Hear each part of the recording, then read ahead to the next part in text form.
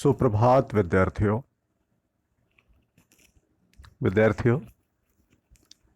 आइए हिंदी विषय का अध्ययन करते हैं। हिंदी विषय के अध्ययन में शामिल होने के लिए आपको पठन सामग्री अनिवार्य रूप से लाना है। तो यदि आप पठन सामग्री लेकर अध्ययन में शामिल हो रहे हैं तो बहुत अच्छी बात है, नहीं तो वीडियो को यहीं रोकिए, पठन सामग्री लाइए और फिर अध्ययन में शामिल होइए। आज हम हिंदी व्याकरण पाठ 2 संधि नामक पाठ से संधि के तीसरे प्रकार विसर्ग संधि का पठन पाठन करेंगे। इससे पूर्व पिछली पाठ योजना में हमने जो पढ़ा था उसकी पुनरावृत्ति करेंगे।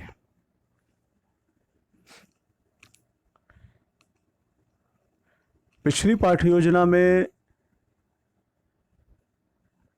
जिस विषय वस्तु का अध्ययन किया था उसकी पुनरावृत्ति करने से पहले जो हमें अभ्यास कार्य में करने के लिए प्रश्न दिए गए थे, उन प्रश्नों के उत्तरों का मिलान करेंगे।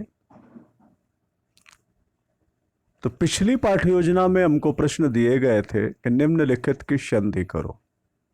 का से घातक कुछ शब्द दिए थे, इनमें संधि करके लिखना था।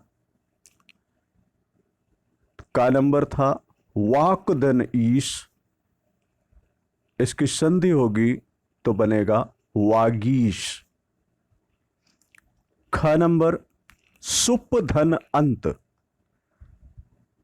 सुप और अंत शब्दों के संधि होगी तो बनेगा सुबंत। ग नंबर वॉक धन मैं, मिलकर बनेगा वांग मैं, वांग मैं। घ नंबर उत्चारण, उत धन चारण, इन शब्दों का संधि होगा तो संधि होकर नया शब्द बनेगा उच्चारण। विद्यार्थियों, आप लोगों ने इसी प्रकार उत्तर लिखे होंगे। यदि ऐसा नहीं लिखा है, कहीं पर त्रुटि है तो सुधार कर लें। दूसरा प्रश्न था निम्नलिखित की संधि विच्छेद करो। यहां पर का से घातक कुछ शब्द दिए हुए हैं, इन शब्दों के आपको संधि विच्छेद करना था। का नंबर शब्द है सज्जन, ख नंबर उड्डयन, ग नंबर उद्धार और घ नंबर परिच्छेद। आपको इन सभी शब्दों का संधि विच्छेद करके लिखना है। तो सज्जन शब्द का संधि विच्छेद होगा सत धन जन, सत धन जन। उड्डयन शब्द का संधि विच्छेद होगा उत धन डयन, उत धन डयन। विद्यार्थियों, यहां पर उत धन डयन, जो उड्डयन शब्द का संधि विच्छेद हुआ है, उत शब्द के ता वर्ण पर हलंत नहीं लगा हुआ है। तो कृपया आप लोग अपने नोटबुक में लिखते समय हलंत जरूर लगाएं। उड्डयन का जो संधि विच्छेद हुआ है उत धन डयन, इसमें उत शब्द में उत शब्द के ता अक्षर पर हलंत भी लगना है। तो जैसे आप देख रहे हैं सत में ता में हलंत लगा हुआ है, इसी प्रकार उत में भी हलंत लगाना है। यहाँ नहीं लगा है तो आप लोग जरूर लगा लेंगे। इसके बाद अगला शब्द है उद्धार। उद्धार शब्द का संधि विच्छेद होगा उत धन हार, उत धन हार। फिर है परिच्छेद। परिच्छेद शब्द का संधि विच्छेद होगा परिधन छेद, परिधन छेद। ठीक है। तीसरा प्रश्न है, वर्गीय वर्णों के संबंध में क्या नियम है, लिखें।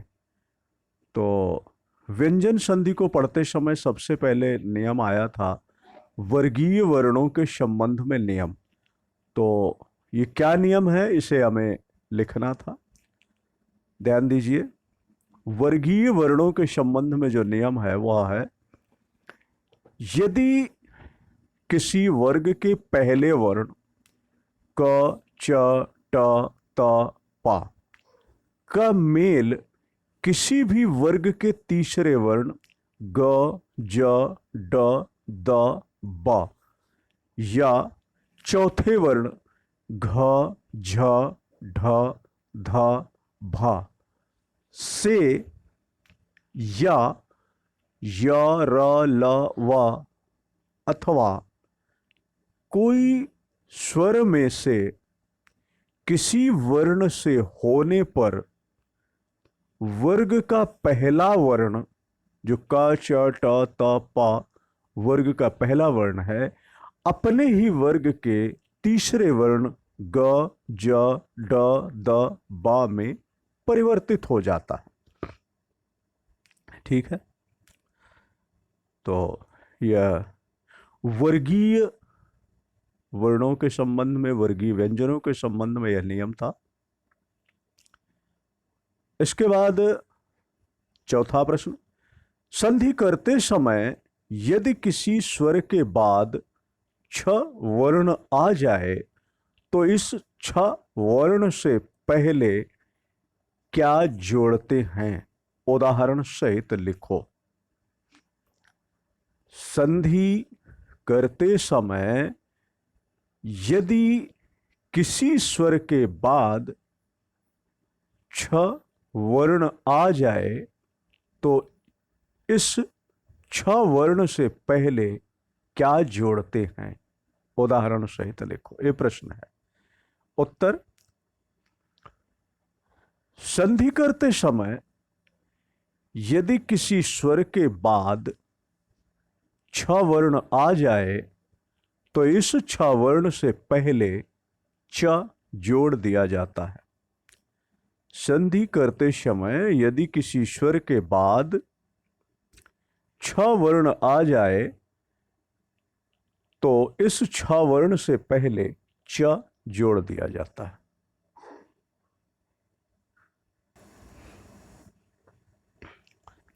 ठीक है। उदाहरण के लिए परिधन छेद मिलकर बना परिच्छेद। पांचवा प्रश्न था, संधि करते समय यदि ता के बाद ड या ढ हो तो ता के स्थान पर क्या हो जाता है, उदाहरण सहित लिखें। यदि संधि करते समय यदि ता के बाद ड या ढा हो तो ता के स्थान पर क्या हो जाता है। इसका उत्तर है, संधि करते समय यदि ता के बाद डा या ढा है तो ता के स्थान पर ड हो जाता है। उदाहरण के लिए उत धन डयन तो बनेगा उड्डयन। विद्यार्थियों, यहां पर भी उत शब्द में जो ता वर्ण है उस पर हलंत नहीं लगा है, तो यहां भी आप लोग हलंत लगाकर अपनी नोटबुक में लिखेंगे।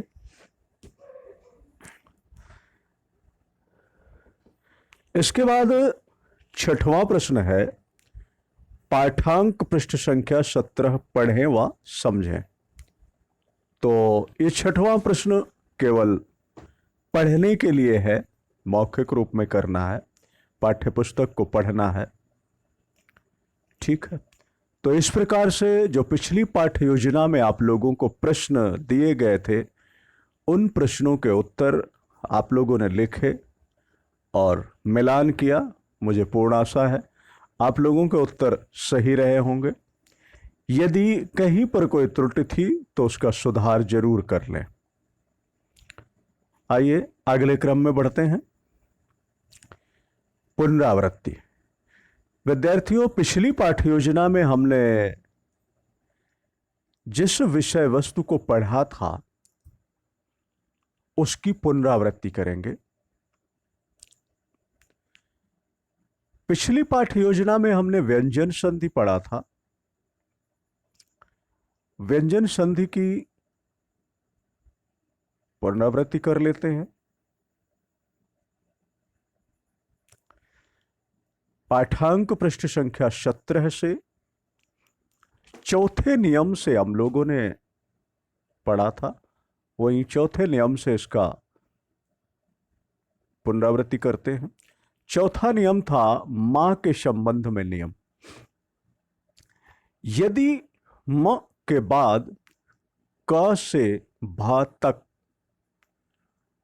कोई व्यंजन हो तो म उसी वर्ग के अंतिम वर्ण अथवा अनुस्वार में बदल जाता है। मां के संबंध में पहला नियम क्या है कि यदि मां के बाद का से भा तक कोई व्यंजन हो तो मां उसी वर्ग के अंतिम वर्ण के अनुस्वार में बदल जाता है। जैसे उदाहरण में यहां दिया गया है, सम धन गति। सम मां और मां के बाद ग, तो ये मां उसी वर्ग के यानी ग के वर्ग के, ग क वर्ग का व्यंजन है, तो क वर्ग का अंतिम व्यंजन अंगा होता है। तो यह मां क वर्ग के अंतिम वर्ण अंगा के लिए अनुस्वार में परिवर्तित हो गया है, तो बन गया है संगति। ठीक है। दूसरा नियम है, यदि मां के बाद मां आया हो तो मां का द्वित्व हो जाता है। मां के बाद मां ही आया है तो मां का द्वित्व हो जाता है। जैसे सम धन मति मिलकर बना सम्मति। तो यहां पर सम यानी मां और मति यानी मां, तो म और म मिलकर इनमें द्वित्व हो गया। द्वित्व मतलब उसी वर्ण का आधा वर्ण अक्षर और पूरा अक्षर, ये मिलकर द्वित्व बनता है। तो सम धन मति बराबर सम्मति। अगला नियम, यदि मां के बाद कोई अंतस्थ व्यंजन, अंतस्थ व्यंजन क्या होते हैं? य, र, ल, व, ये अंतस्थ व्यंजन है। आप लोगों ने वर्ण विचार में पढ़ा होगा। व्यंजन के प्रकार जहां पर वर्ण विचार में आपने पढ़े होंगे तो वहीं पर इसे पढ़ा होगा, अंतस्थ व्यंजन। यदि मां के बाद कोई अंतस्थ व्यंजन य, र, ल, व अथवा कोई ऊष्म व्यंजन श, श, स, ह वर्ण हो तो मां का अनुस्वार हो जाता है। मां के बाद यदि अंतस्थ व्यंजन में से कोई वर्ण हो या ऊष्म व्यंजन में से कोई वर्ण हो तो मां अनुस्वार के रूप में आ जाता है या अनुस्वार हो जाता है। जैसे सम धन सार मिलकर बना संसार। सम धन सार मिलकर बना संसार। विद्यार्थियों यहां पर ध्यान दें, सम धन सार, तो सम सम यानी सम शब्द के मां वर्ण पर हलंत होना चाहिए, जो यहाँ पर नहीं लगा है। तो कृपया आप लोग इसे हलंत लगाकर ही पढ़ें। सम मां में हलंत है, धन सार संसार। अपवाद के लिए एक शब्द होता है सम धनराट। तो इसमें इसका जो वर्तनी बनती है वो सम्राट वर्तनी बनती है, इसमें अनुस्वार नहीं होता है। विद्यार्थियों, यहां पर भी सम शब्द के मां वर्ण पर हलंत नहीं लगा है, तो यहां भी हलंत होगा। अगला नियम है ना का अणा में बदलना। ना अणा में कैसे बदल जाता है?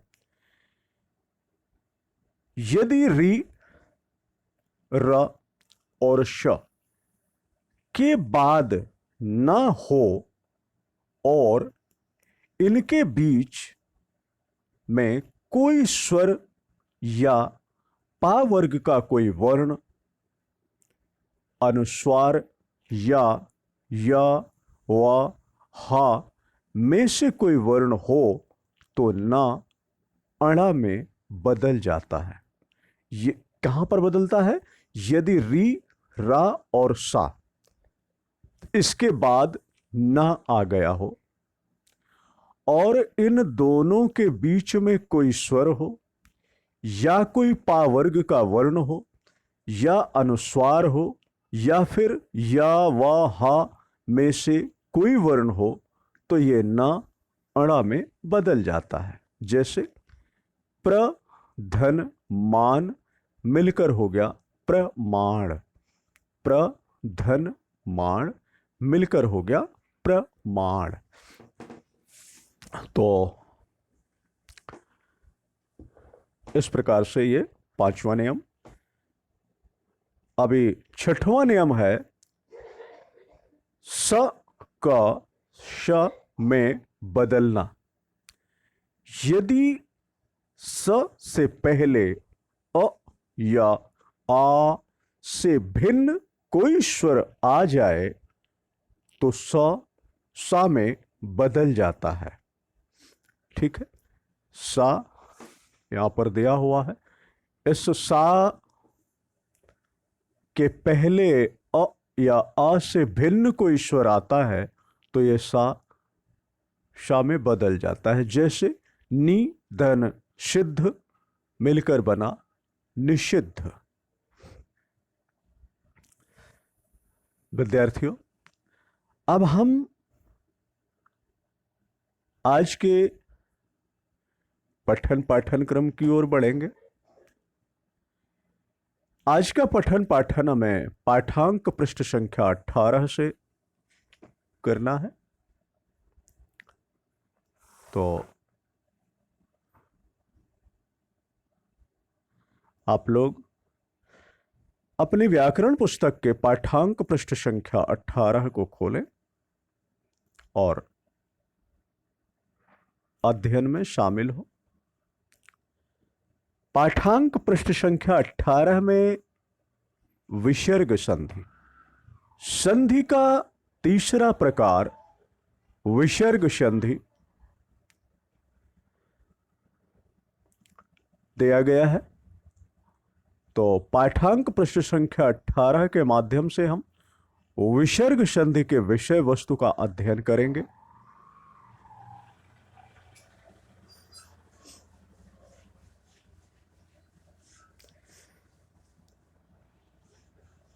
विसर्ग संधि परस्पर मिलने वाले दो शब्दों में से पहले शब्द के अंत में विसर्ग और दूसरे शब्द के आरंभ में स्वर या व्यंजन से होने वाले मेल को विसर्ग संधि कहते हैं। विसर्ग संधि किसे कहते हैं? परस्पर मिलने वाले जो दो शब्द हैं उन दो शब्दों में से पहले शब्द के अंत में विसर्ग होता है। विसर्ग क्या है? विसर्ग आप लोगों ने स्वरों में पढ़ा है अंग, आहा। अंग में क्या होता है, आ के ऊपर एक बिंदी दर्शाई जाती है। आहा में आ के पीछे दो बिंदियां दर्शाई जाती हैं।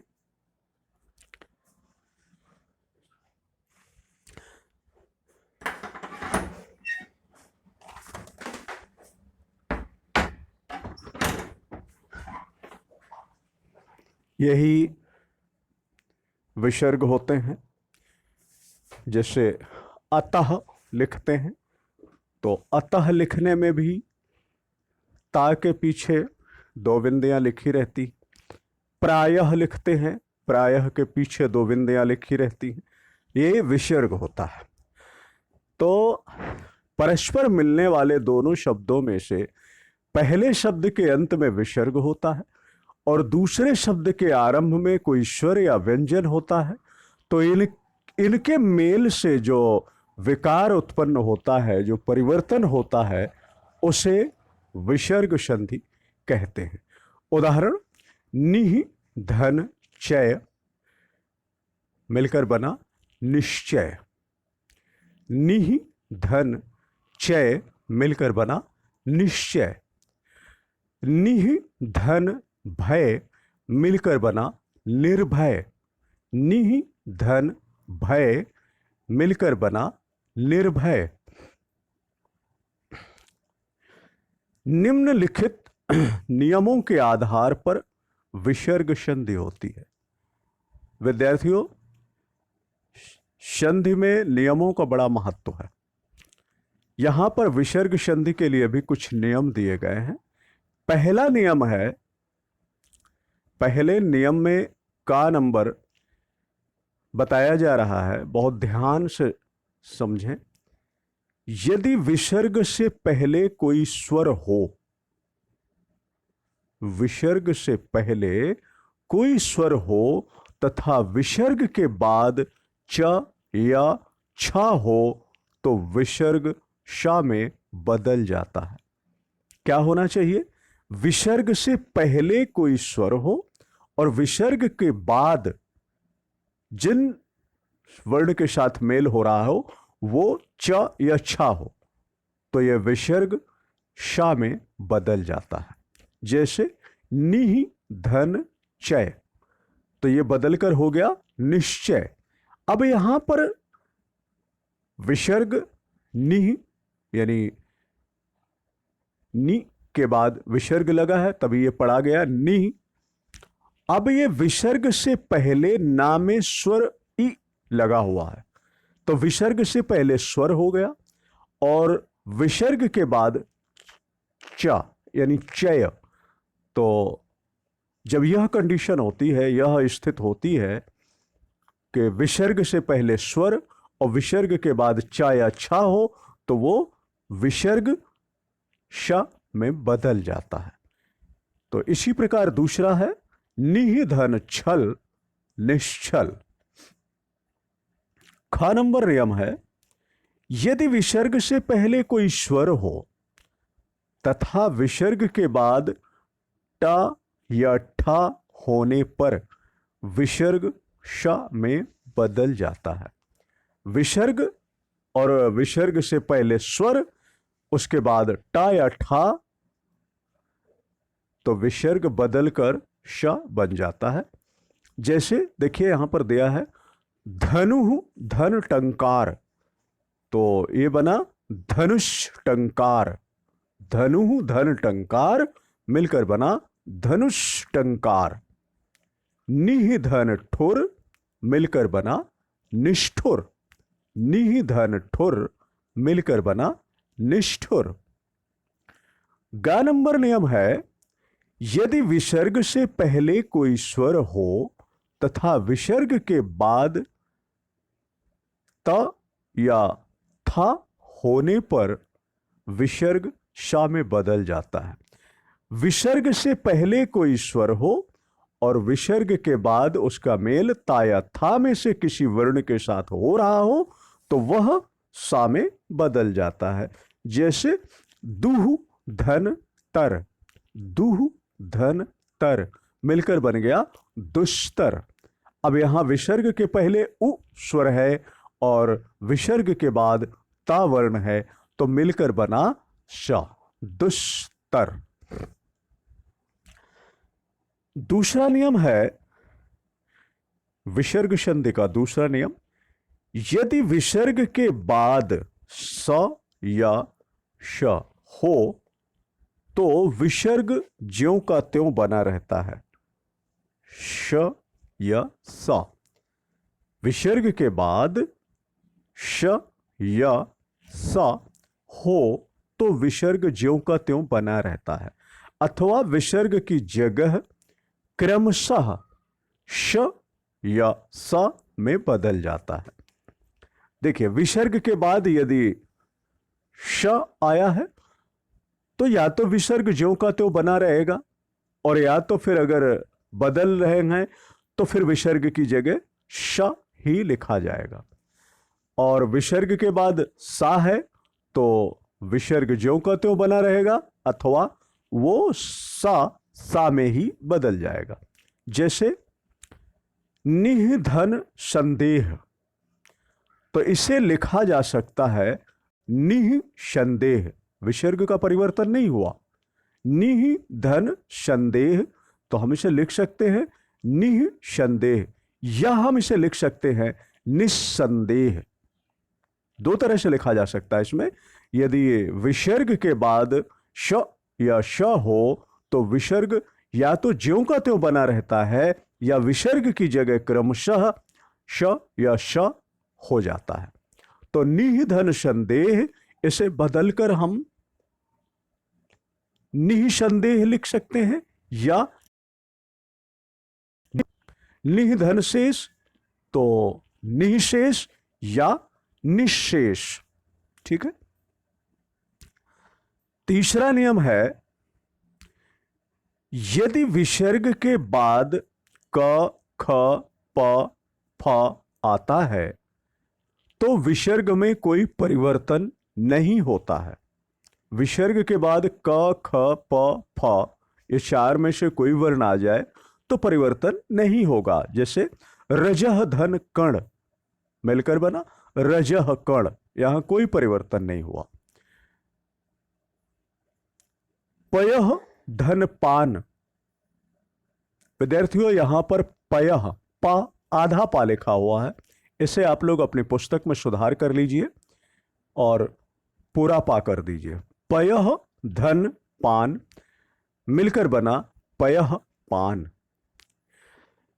अब यहां विसर्ग के बाद क ख प फ आता है तो विसर्ग में कोई परिवर्तन नहीं होता है, तो यह आपने देखा। परंतु यहां एक कुछ विशेष बात बताई जा रही है कि नमः एवं पुरः होने पर, नमः एवं पुरः होने पर ये दोनों क्रमशः नमस् एवं पुरस में बदल जाते हैं। नमः नमस् हो जाता है, पुरः पुरस हो जाता है। विद्यार्थियों ध्यान दीजिए, यहां पर पुरस शब्द के सा वर्ण पर हलंत नहीं लगा है, तो यहां हलंत लगा लेंगे। तो उदाहरण के लिए देखें, नमः धन कार, तो बन गया नमस्कार, क्योंकि नमः के बाद का, तो विसर्ग के बाद का आया है, तो विसर्ग में कोई परिवर्तन नहीं होना चाहिए था, परंतु नमः और पुरः ये प्रायः बदलकर नमस्, क्रमशः बदलकर नमस् और पुरस हो जाते हैं। इसलिए नमः धनकार मिलकर बनेगा नमस्कार, और पुरः धनकार मिलकर बनता है पुरस्कार। ठीक है। विसर्ग संधि का चौथा नियम, यदि विसर्ग से पहले स्वर ई या ऊ हो तो विसर्ग के बाद क ख या प फ हो तो विसर्ग शा में बदल जाता है। क्या होना चाहिए? विसर्ग से पहले स्वर ई या उ हो और विसर्ग के बाद क ख प फ व्यंजन है तो विसर्ग शा में बदल जाता है। जैसे निधन कपट बदलकर हो गया निष्कपट। निधन पाप बदलकर हो गया निष्पाप। निधन फल बदलकर हो गया निष्फल। ठीक है, तो विसर्ग संधि में पाठांक पृष्ठ संख्या 18। आज के अध्ययन क्रम में बस इतना ही। अगले नियमों को, अगले पाठांक पृष्ठ संख्या को अगली पाठ योजना में पढ़ेंगे, समझेंगे। अब आज का जो कार्य है उस पर ध्यान देते हैं। आज हमें क्या करना है विद्यार्थियों? आज आपको अपने व्याकरण की पुस्तक से पाठ 2 संधि नामक पाठ के पाठांक पृष्ठ संख्या 18 यानी विसर्ग संधि के जो 1 से 4 नियमों तक का आपने अभी पठन पाठन किया है, तो इन चारों नियमों को पुनः अपने पाठ्य पुस्तक के माध्यम से आप लोग घर पर पढ़ेंगे और समझेंगे। इसी के साथ ही आज का अध्ययन क्रम यही समाप्त होता है। धन्यवाद।